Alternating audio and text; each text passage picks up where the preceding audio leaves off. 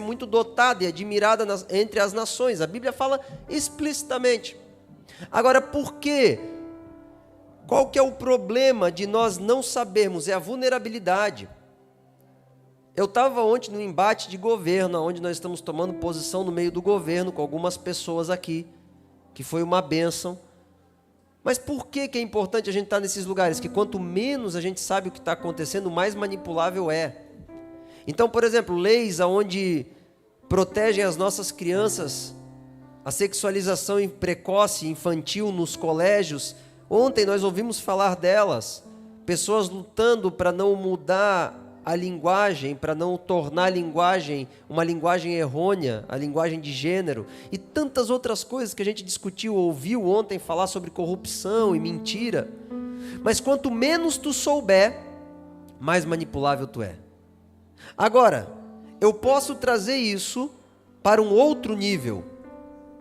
Irmãos, falando de política, se o povo brasileiro soubesse o quanto é roubado na Amazônia, de verdade, percebesse quão rico poderia ser, mas quão roubado é, não dormiria em paz. Tem vezes que eu deito e eu penso em toda a riqueza nossa que está sendo tirada para nutrir a maldade de alguns e tanta gente morrendo por falta de fazer um tratamento médico. Nós não dormiríamos em paz. Quantas vezes isso... Sabe, o pastor José ele fala uma coisa muito forte: você não sabe a riqueza do Brasil enquanto você não anda de linha reta na Amazônia com um avião. Você vai 1 hora em linha reta, no mínimo, e é só verde e água. É muito minério, é muita riqueza, mas isso está escondido e tomado por pessoas que não são boas. Por que eu estou falando isso? Que quando a gente não sabe o poder que nós temos, nós não agimos como tais. Então os demônios, eles sabem que você não sabe. E eles te enganam. Muitas pessoas aqui deveriam ser leões, mas se movem como ratos amedrontados. Por quê? Porque não sabe o poder que tem em Cristo Jesus e na riqueza da sua glória. Amém? Mas Satanás, ele quer esconder. Então, se você não souber o que está escrito no livro de Apocalipse, tu não sabe a tua recompensa. A Bíblia diz que existem recompensas eternas. Agora, presta atenção no que eu vou te falar nesse ensino. Se tem recompensa eterna, tem perdas eternas. Existem coisas que você vai perder, que eternamente você vai perder. Então, se você não estuda um livro que fala acerca do que vem depois, você não se prepara para isso, e você vive como uma pessoa desinteressada. Sabe, o Senhor Jesus, quando ele fala acerca do fim, no determinado momento, ele fala assim, que chamou para a festa de casamento. E um disse: eu vou cuidar do meu campo, vou cuidar dos meus negócios, vou cuidar do meu casamento, vou cuidar das minhas coisas. E negaram aquele grande convite das bodas do Cordeiro. Tem muitas pessoas que estão trocando Deus por um pedacinho de pão, por um pedacinho de tijolo, por um emprego, por um pouco de dinheiro. Mas o livro do Apocalipse, ele nos mostra, irmãos, a ter uma visão melhor. Amém? Por que as igrejas, pastor, não falam muito sobre isso? Porque é muito desafiador.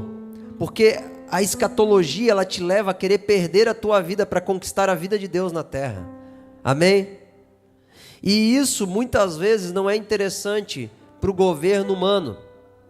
Irmãos, na China, pode ter igreja, desde que a igreja fale o que o governo chinês quer que fale. Na Turquia, eu tive na Turquia, pode ter igreja, desde que a igreja fale o que o governo turco quer que fale. Tem pessoas que para governar outras pessoas, ou para saciar seus desejos egoístas, vivem escravos de mentira. Mas a Bíblia nos tira desse lugar, amém? A verdade do Senhor nos leva em lugares mais altos. Então eu ensino, eu quero trazer o que a Bíblia fala para você. Amós capítulo 3, versículo 7, diz assim, anota aí, Amós 3, 7. Certamente o Senhor Deus não fará coisa alguma sem ter revelado o segredo aos seus servos, os profetas. Deus quer falar contigo, amém? Ele quer revelar para ti. Então, o Senhor quer falar ao teu coração. Pastor, aonde foi escrito o livro de Apocalipse? Foi escrito por João, aproximadamente 95 anos depois de Cristo, e na ilha de Patmos, aonde era uma ilha onde as pessoas eram presas por crime de ideologia ou ateísmo ou, enfim, de ideias. João provavelmente foi preso porque ele não era politeísta. O que é politeísta, pastor? Politeísta é quando você acredita em vários deuses. Não tinha problema você professar Jesus, mas se você falasse que Jesus era o único Deus, aí tem problema, porque os povos acreditam em muitos deuses, amém? Então o livro de Apocalipse foi escrito nessa ilha, por esse homem, o discípulo que era amado por Jesus. E eu quero te introduzir nesse livro. Eu vou te dar hoje um plano geral e eu te desafio na tua casa, leia esse livro. Tire tempo, busque, amém? Se envolva com as Sagradas Escrituras. Agora, eu quero te colocar um ponto aqui. Sem caráter, não tem como você compreender as Escrituras. Pastor, o que você está querendo falar com isso? O Salmo 25,14 diz assim, ó: o Senhor confia os segredos do seu coração aos que o temem e leva a conhecer a sua aliança. Se você não tiver uma vida pura e você querer estudar a palavra de Deus, você vai distorcer ela pelos teus próprios interesses. Vocês já viram alguém fazendo isso? Usando a palavra de Deus pelos seus próprios interesses? Então, o livro de escatologia é muito importante que a base dele, o livro de Apocalipse, é muito importante que a base dele seja um coração puro lendo. Por isso que a visão foi dada para aquele que reclinava o rosto no peito de Jesus, que escutava o pulsar do coração dele. Deus quer revelar o futuro para esses. Deixa eu te falar uma coisa. Se você é uma pessoa que não tem perspectiva do futuro, mas tu só pensa no agora, é porque tem algum grande problema no teu coração. Porque aqueles que caminham com Deus, eles veem o que vai acontecer. Se você está muito preocupado, estressado, cansado, focado no agora, é porque Deus está tendo que curar ainda o teu coração. Porque os homens que andam com Deus, eles têm discernimento do futuro. Amém? Pastor, aonde está escrito isso? 2 Tessalonicenses 2,10 diz assim: Ele fará o uso de todas as formas de engano da injustiça para os que estão perecendo, porquanto rejeitaram o amor à verdade, que os poderia salvar. Por essa razão, Deus lhe envia um poder sedutor, a fim de que creiam na mentira. O que significa isso? Aqueles que não amam a verdade, chega num determinado momento que ativa uma maldição dos céus, que faz e conduz uma sedução para que creia na mentira. Porque aquele que não ama a verdade é injusto, e aquele que é injusto endurece o coração. Então, existe um lugar espiritual que nós entramos quando nós negamos a verdade. E a pergunta que eu te faço é: o que tu tem feito com as verdades que têm aparecido na tua frente? Se você não der resposta, num determinado momento, você pode entrar nessa operação do erro e achar que sabe, mas não sabe.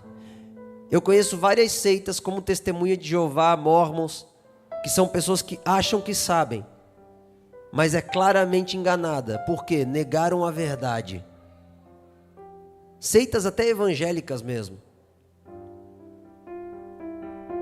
Porque um dia não amaram mais a verdade e a justiça dela do que os seus próprios interesses. Então que nós não sejamos assim. Eu estou falando isso porque é importante para você conseguir entrar na seriedade do livro de escatologia. O que eu estou falando aqui é sobre o fim da tua vida. O que eu estou falando aqui é sobre a eternidade. O que eu estou falando aqui não é sobre 50 anos de terra. Se a gente quiser viver bem 30, 40 anos na terra, a gente pode buscar um bom mentor financeiro ou empreendedor, um bom coach, e você vai conseguir saber o caminho para estar bem na terra. O que eu estou falando é sobre a eternidade. É sobre você atentar que existe um caminho e vai chegar o dia que a conta vai chegar. E é para isso que nós estamos nos preparando. Amém? Última observação dessa introdução. Existem curiosos e estudiosos. Tem muitas pessoas que falam de escatologia, que você já deve ter ouvido falar, ou não, do fim do mundo. Não, mas eu conheço a Bíblia, mas não conhece, irmãos. Curioso, ele senta, conversa, ouve, forma algumas opiniões, mas ele não conhece. Estudioso, quantas vezes tu já leu o livro de Apocalipse? Quantas vezes tu já orou em cima desse livro para Deus te dar revelação? Quantas vezes você já pesquisou materiais exclusivamente falando desse livro? Quantas vezes tu fez viagem e teve com pastores ou homens que estudaram isso? Estudioso, ele debruça-se em cima do estudo, amém? Então, cuidado com as opiniões de escatologia. O nosso pastor, o pastor José, estuda há mais de 45 anos. Ele é uma fonte extremamente confiável. O mesmo assunto. Estudioso é diferente de curioso. Então, pessoas que têm muitas opiniões, mas não têm profundidade, elas não merecem a nossa confiança. Não para nos guiar para o fim. Eu tenho muito temor. Tem muitas pessoas aqui. Quem que é o... Depois aqui da Suelen, quem que é o mais velho na igreja Coa? O Alan? Claro, o Alan, né? Depois do Alan. Alguém lembra aí? Quem que entrou? Era o Júnior, né? Foi o Júnior, a Vitória e o Guilherme. O Gelson, mas o Gelson chegou acho depois, né? O Nicolas. O Nicolas. Aí daí veio a Tati. Quanto tempo eu falo que eu vou ministrar escatologia? Já faz desde o começo, né? Mas eu demorei quanto tempo? 3 anos? 3 anos. Por quê? Porque eu não vou ministrar qualquer coisa. Amém? Tudo que eu estou falando aqui é fato e tem substância. E você precisa entender na sua simplicidade. Tudo que eu vou te passar é muito simples, mas muda as nossas vidas. Mudou a minha. Quando que eu comecei a me interessar por escatologia? Deixa eu contar para vocês. Um dia eu estava pensando assim, se eu morrer daqui a 1 semana, o que eu faria? O que você faria? Se tu soubesse que tu ia morrer daqui a 1 semana. Você iria mudar alguma coisa. Porque tu ia saber que o fim tinha 1 semana. Aí um dia eu percebi, o que eu faria se eu soubesse o que vai acontecer depois que eu morrer? E aí eu comecei a entender uma coisa. Existe uma vida além dessa terra. Quando eu comecei a entender isso profundamente, eu percebi logo no começo de Apocalipse, que ele fala acerca de um trono, e que tem também 5 coroas, mas aqui fala de um trono que nós podemos conquistar. Quando eu comecei a observar sobre esse trono, eu percebi que o nosso Pai no céu,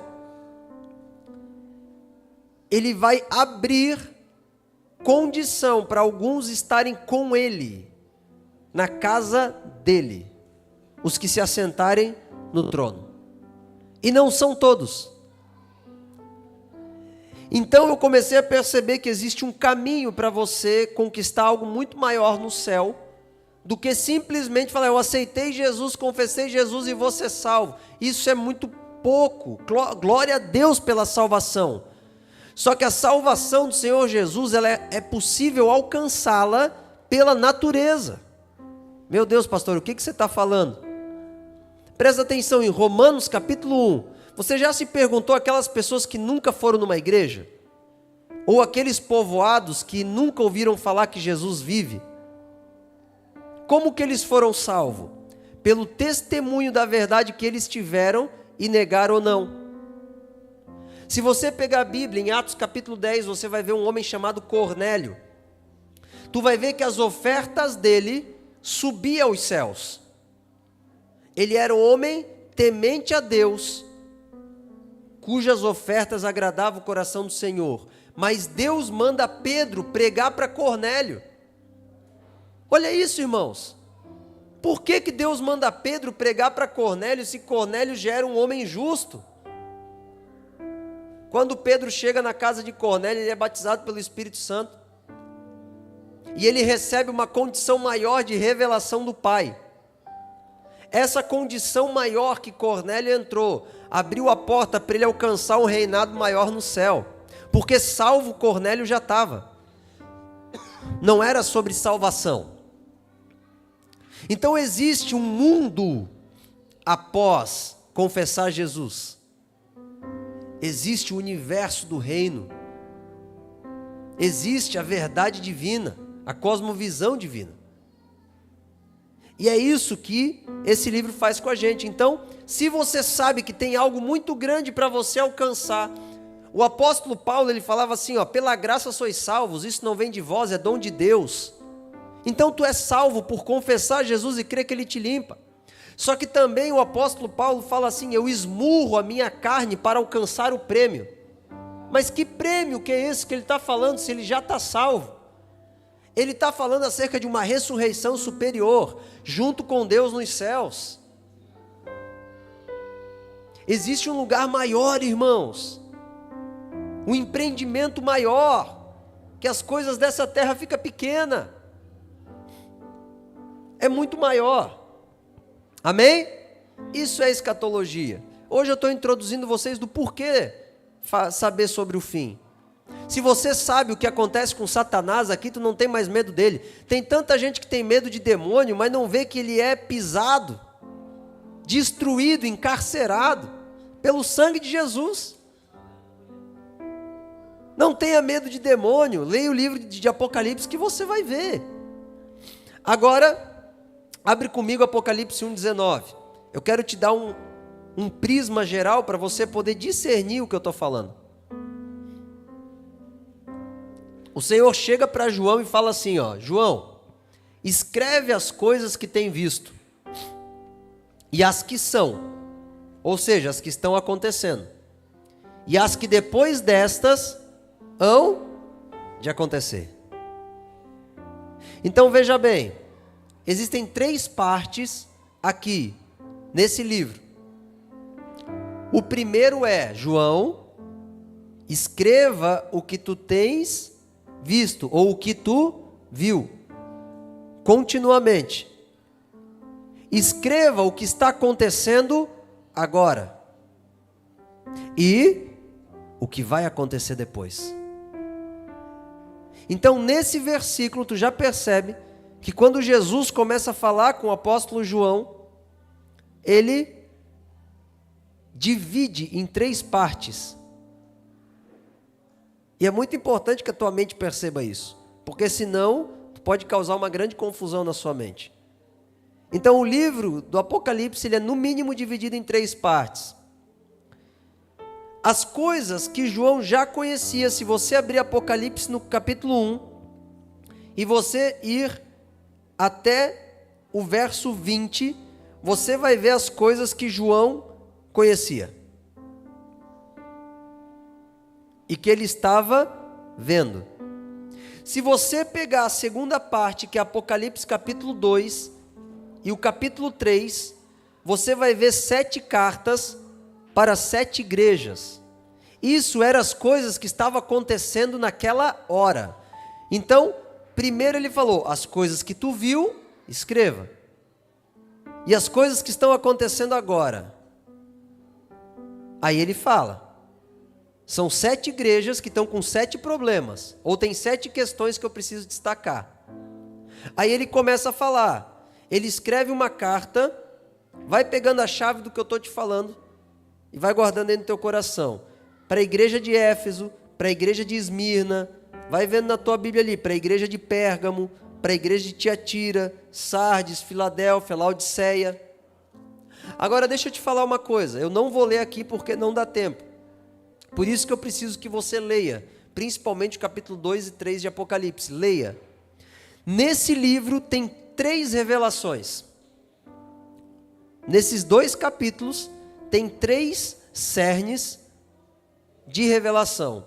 Primeiro, se você pegar as 7 igrejas que Deus revelou para João ali, você vai ver que é exatamente 7 eras que nós vivemos até agora. A última igreja, que é a 7ª igreja, é a igreja de Laodiceia. A igreja de Laodiceia, a Bíblia diz assim: eu sei das tuas obras, tu não é frio e nem quente. Tomara que fores frio ou quente, porque tu és morno, não é frio nem quente, vomitar-te-ei da minha boca. Tu dizes, eu sou rico, presta atenção, eu sou rico, eu estou enriquecido, de nada eu tenho falta. Não sabes que és um desgraçado, miserável, pobre, cego e nu. Uau! Essa parece a igreja dos nossos dias. Essas 7 igrejas, se você pegar a igreja, por exemplo, de Éfeso, você vai ver que era uma igreja mais pura no começo dos apóstolos. São 7 fases. Se você pegar a 5ª para a 6ª igreja, você vai perceber que era no tempo considerado o tempo da Idade Média, o tempo das trevas, da escuridão. Cada igreja ali, exatamente na ordem que João recebeu, são os tempos que foram virando nas faces dos séculos. Desde o 1º século de Jesus, se você fazer um estudo histórico, durante 2000 anos, aproximadamente 300 anos cada igreja, mais ou menos, era o ciclo. E foi mudando, até chegar na nossa de hoje, que é a igreja triunfalista, que acha que é rica, poderosa, mas é pobre, nua, cega e que envergonha o Senhor, porque vive pela terra. Está ali, a Bíblia diz isso. Trabalha muito, mas vive pela terra. Agora, olha bem, essa é a primeira revelação. As igrejas, elas têm uma conotação ali histórica. Segundo, presta atenção, as 7 cartas das 7 igrejas revelam 7 tipos de pessoas que tem dentro de uma igreja. Então você, com certeza, se encaixa dentro de uma dessas cartas. Porque nessas cartas contém todas as formas psicoemocionais possíveis e de operação humana, tanto do erro para com o acerto. Então presta atenção nisso. Nessas 7 cartas do capítulo 2 e do capítulo 3 que João mandou, a tua história está escrita ali dentro. E ali está o caminho para você vencer a si mesmo. E a terceira é que realmente revelava a condição de 7 igrejas da época de João. Umas tinham muitos dons, mas era enfraquecida. Outra era rica, mas era pobre. Outra era espiritual, mas deixou-se contaminar pelo ensino dos nicolaítas. E assim vai. Se você estudar aí, você vai perceber. Agora, essa é a segunda parte. E a terceira parte? João, escreve as coisas que irão acontecer. Amém? As coisas que irão acontecer, você pode pegar do capítulo 4 ao capítulo 24 de Apocalipse. Então, o que eu fiz aqui para a tua mente? Eu dividi Apocalipse em 3 partes. A primeira parte é o que já aconteceu, capítulo 1. A segunda parte é o que está e estava acontecendo, 2 e 3. E a terceira parte é o que irá acontecer. Então, se você pegar o capítulo 3 de Apocalipse e chegar no capítulo 4, você vai perceber que a partir do capítulo 4, parece que a igreja não está mais no livro de Apocalipse, a não ser no final. Por quê? Porque nesse momento existe uma divisão no tempo aonde a obra que Deus tinha para fazer contigo, com a igreja, termina na terra, temporariamente. E começa-se a contar o tempo da obra que Deus tinha com o povo de Abraão, que é Israel.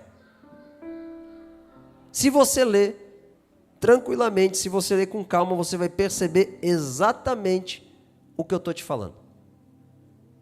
O problema é que muitas pessoas, a partir do capítulo 4, insistem que a igreja está no meio daquela guerra toda. A igreja, por exemplo, tem os 144 mil que a Bíblia fala.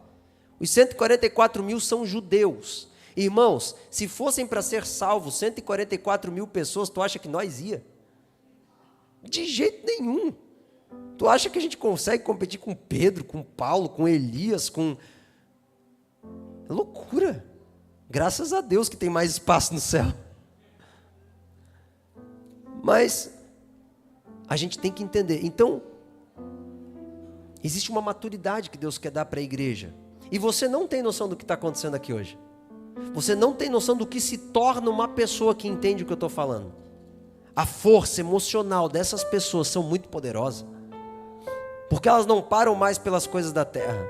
As coisas da terra ficam fáceis de resolver.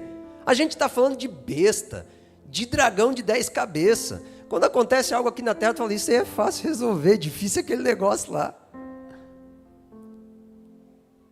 É um nível maior, irmãos.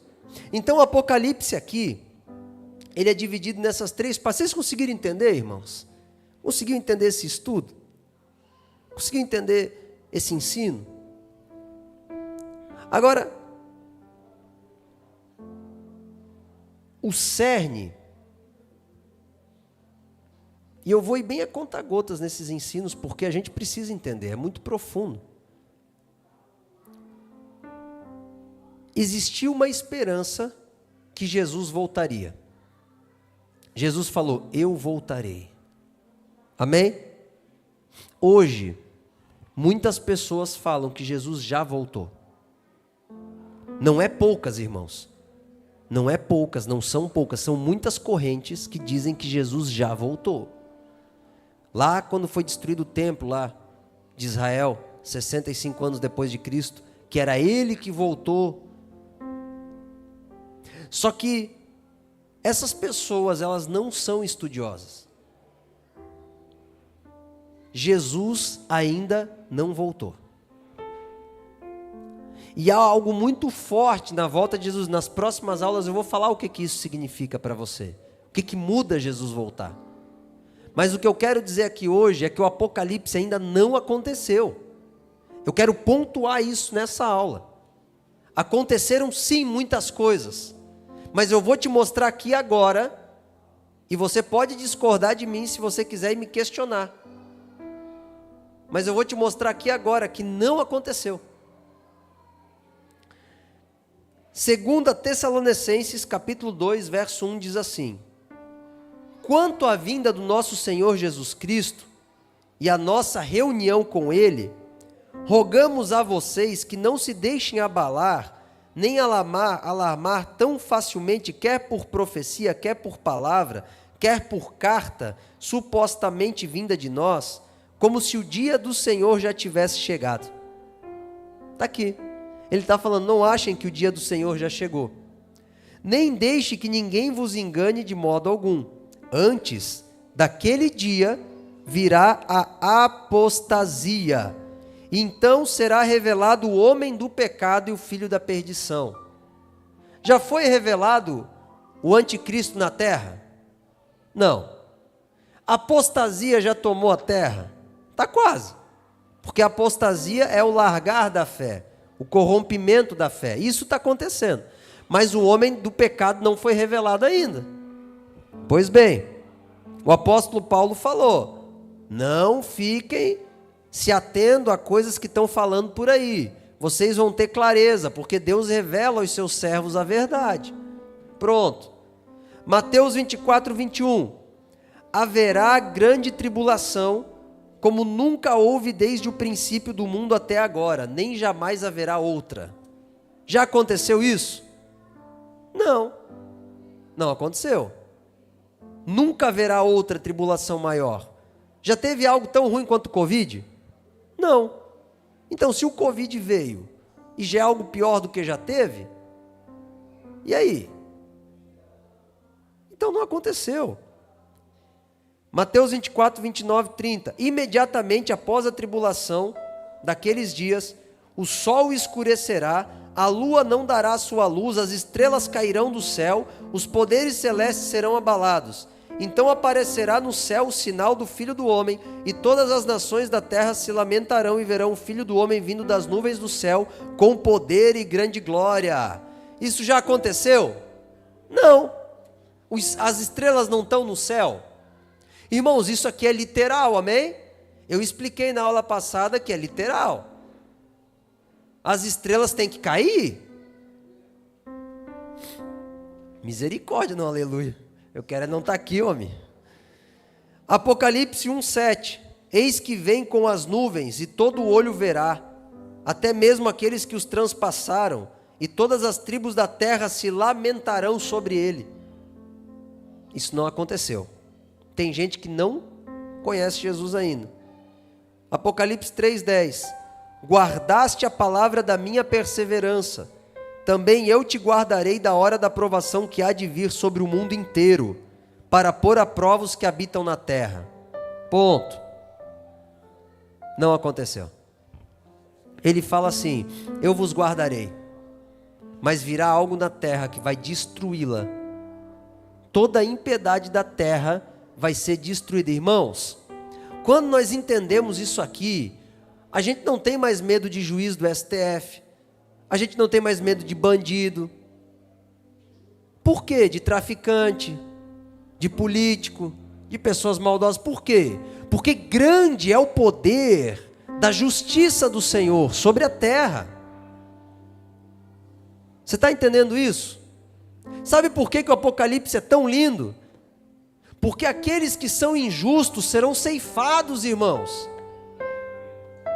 Meu Deus do céu! Imagina Deus mandando um meteoro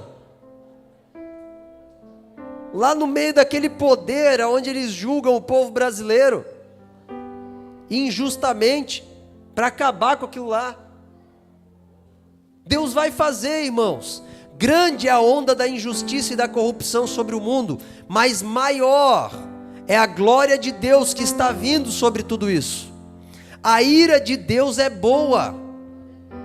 Ele virá para remir os santos. Você está sendo usurpado, você está sendo usado por imposto. Sabe por que você não tem tempo para a tua família? Sabe por que nós temos que trabalhar que nem uns doidos e não sobra dinheiro? Porque nós estamos sendo usados pelo governo brasileiro. 50%, 60% do que a gente ganha é imposto. Deus vai dar conta para esses homens. Cada dia que eu não pude ficar com o Emanuel, com a Agnes, Deus vai dar conta para esses homens. Cada dia que a gente não pôde tirar um momento de oração, Deus vai dar conta para esses homens. E tem gente dizendo que o juízo de Deus não vai cair. Vai cair sim. Ele tem que limpar a terra. Agora, qual que é a coisa linda disso? Porque se eu for injusto, eu vou para a caçapa também, irmãos. Mas se eu não for, Ele me guardará. E eu andarei com Ele em grande glória. Aonde tu quer jogar? O livro de Apocalipse é isso. Aonde tu quer jogar? Satanás já está derrotado. O fim já acabou. Eu conversava sobre a rotina da Camila hoje. E ela falando: pastor, como eu tenho discernimento se eu vou ser rei ou sacerdote na terra? Falei: Camila, você trabalha na igreja de graça. Você vai comigo nos lugares só para representar Cristo sem ganhar R$1 e ainda paga a gasolina e o lanche. Você está todos os dias querendo desenvolver o reino não por causa de dinheiro, mas por causa de Jesus. O que tu acha que tu é? O Senhor está levantando pessoas, irmãos, que entendem sobre o reino de Deus. São pessoas que são sacerdotes, pessoas que vão carregar a revelação do reino. Sabe por que eu falei isso da Camila? Porque vale a pena a gente governar para Deus na terra. Vale a pena você consagrar os teus planos, consagrar a tua casa.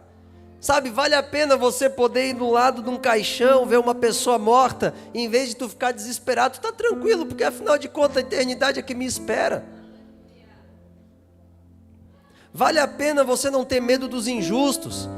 Irmão, se tiver político que quer fazer mal para mim, pode fazer, mas o meu pai vai dar conta para ele. E do meu pai ele não foge. Vocês estão entendendo? Podem me prender, podem me matar. Fizeram isso com o apóstolo João, jogaram ele numa ilha. Mas e daí? O pai dele vai dar conta. Eles vão dar conta. E é tão lindo porque ao invés de Jesus olhar e falar assim, vocês vão dar conta. Sabe o que Jesus falou? Agora vocês, Jonathan, Suelen, Gil, vocês agora vão ser enviados no meio dessa galera para ser morta, porque eles vão te odiar, eles são ímpios. Só que eu não quero que tu bate neles. Eu quero que tu fale assim, dá tempo de vocês se arrepender, porque o nosso pai está vindo. Tem noção do que é esse amor, irmãos? Sabe o que Jesus fez? Ele pegou todos aqueles homens que açoitaram ele, e ele falou assim, dá tempo de vocês se arrependerem. Até vocês que me jogaram na cruz, se vocês se arrependerem, dá tempo. Eu não quero cair com ira sobre vocês, eu quero salvar vocês. Eu não me agrado em matar, eu me agrado em salvar. Só que se vocês escolherem o lado errado do jogo, vocês vão morrer. Não é sobre quem vai ganhar, é sobre você querer estar no lado de quem vai ganhar ou de quem vai perder. Agora, Satanás, ele sabe mexer as peças de um jeito que tu acha que Deus vai perder. Deus não vai perder. Ele vai vir. Ele vai pisar. Ele vai justificar, ele vai santificar essa terra. Agora, se tu morrer agora para tua injustiça, tu vai estar com ele no reinado da justiça. Se tu não morrer agora, tu vai ser destruído pela ira que cairá sobre a terra. A ira de Deus não é para ti. A ira de Deus não é para a igreja. Paulo falava, alegrai-vos, irmãos, fica bem. Ainda vai vir a apostasia, nós estamos firmes. Aí vai vir um raio, vai acontecer uns negócios doidos. Nós vamos ter um encontro com ele nas nuvens, a parousia, que é o arrebatamento. E aí o pau vai comer. Mas enquanto isso, busque salvar o máximo de gente possível para povoar o céu. Perdoe os seus pecados, ajude quem te açoita. Ore por quem vos persegue, abençoe quem vos maldiz. Existe um lugar espiritual que eu estou falando aqui hoje, que o livro de Apocalipse nos leva. É um lugar diferenciado, é um lugar onde nós temos a certeza que tudo vai acabar bem, amém? Não é hoje, o teu dia hoje, talvez você está um pouco entristecido do emprego, talvez não bateu a meta, talvez, não sei, foi um dia chato ou complicado, mas tudo vai terminar bem, porque ele vai vir. Você consegue entender isso? Tudo vai terminar bem, ele vai vir. É só tu conseguir tirar os olhos da terra e colocar os olhos no céu. Se você conseguir fazer isso, tu vai perdoar mais fácil. Existe algo para ti lá. Então, Jesus ainda não voltou e ele está voltando. Quem fala isso é porque não leu esses textos que eu acabei de ler. E existe uma obra dele na tua vida te preparando para esse momento.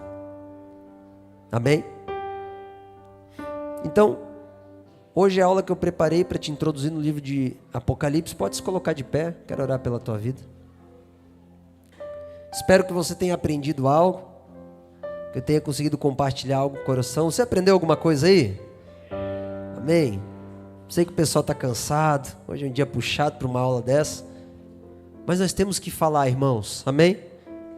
Não é aquele culto onde a gente está dando glória e pulando para tudo quanto é lado, mas é um culto em que nos prepara o fundamento. Amanhã talvez, quando você acordar, você vai estar mais convicto de algumas coisas. O Senhor Jesus, Ele quer te dar algo extraordinário, mas tu precisa ver. Muitas coisas irão acontecer. Você precisa descobrir o que é. Existem recompensas nessas 7 cartas. Tem recompensas ali. Seu nome no livro da vida. Uma coluna no templo do Senhor. Você acha que quando ele fala que você vai ser uma coluna no templo é porque você vai ser uma coluna de pedra? Não. É porque você vai estar lá com ele. E o máximo das recompensas. Aconteceu alguma coisa aí, irmãos. E o máximo.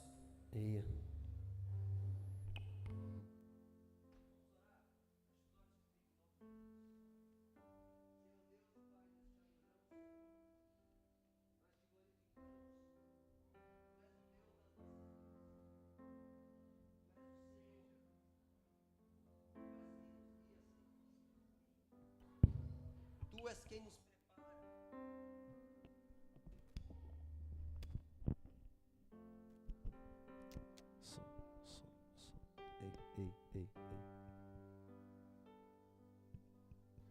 Som. Ei. Som. Ei. Som. Ei.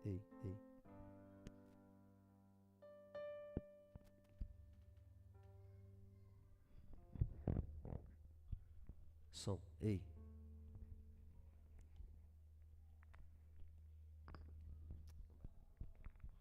Som, ei. Som, ei. Amém. Podem fechar os olhos, irmãos. Vamos continuar a orar. Tu és quem nos prepara, Senhor. Tu és quem nos aponta para a eternidade. Sabemos, Pai, que não existe livro em que Satanás fica mais furioso de quando nós falamos do que Apocalipse. Sabemos que é um livro que não nos aponta para a terra, mas nos faz olhar para os céus. Hoje é uma noite diferente. É uma noite que em meio aos irmãos, algo maior foi revelado. E nós queremos te pedir, Senhor, venha forjar os nossos pés, venha forjar os nossos joelhos, venha forjar os nossos ombros, as nossas costas, para que nós possamos suportar a rejeição que este ensino acerca do fim tem nos últimos dias. Nós não somos animadores de plateia, nós não estamos aqui para agradar a alma e o ego das pessoas. Nós estamos aqui para dizer que o Senhor Jesus está voltando e a sua justiça permanecerá para sempre. E nós, como povo de Deus, temos um posicionamento para ter em santidade, em amor e em integridade e justiça. Então abençoe a tua igreja, em nome de Jesus. Amém? Dê uma salva de palmas ao Senhor. Deus te abençoe, resplandeça o rosto dele sobre a tua vida. E se você quiser uma oração, vem aqui à frente que eu estou aqui. Amém?